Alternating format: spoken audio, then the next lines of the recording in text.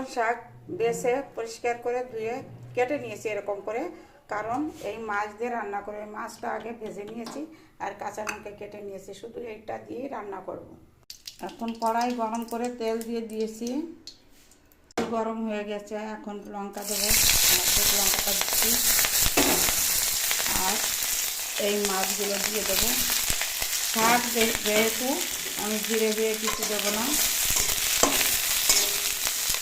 আগে জল গলে, তার জন্য বেশি জল দেবো না, অল্প জল দেবো, সামান্য একটু জল দেবো যাতে মাছ একটু যাবে। এখন শাক যেহেতু লবণ কম দেবো, পরিমাণ মতন হলুদ দেবো।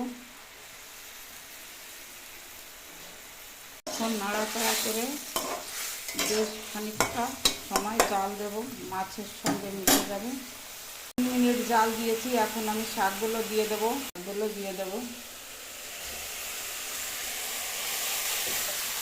লবণ হলুদ আগেই দিয়েছি, আর জল যা দেবার দিয়েছি আর দেব না, এর থেকে জল বেরোবে আর শাকে ঠিক মতন হয়ে যাবে।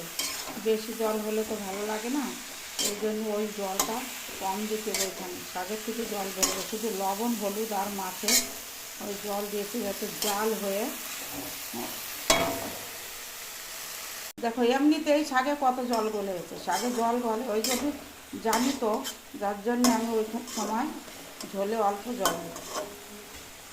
আজকের তরকারি রেডি। এখন বেশি জল দিলে পরে পালং শাক ভালো লাগে না, এরকম গা মাথা ঝোলে ভালো লাগে। এখন তুলে নেব। আমি পালং শাক এইভাবে রান্না করি, তোমরা কেমনভাবে রান্না করো আমাকে জানিও। আমি এইভাবে রান্না করি, খুব টেস্ট হয়। কত সুন্দর, মানে সবুজ লাগে, লাইটের কারণে কালো লাগে।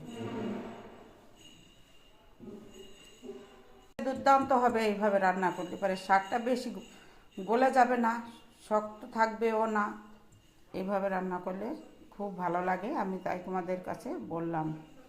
পরের ভিডিওতে ডাঁটা শাক ভাজাটা দেখাবো। চলো আবার কড়াই সব কিছু রেডি করব, আবার রান্না করব। শাকের ভিডিও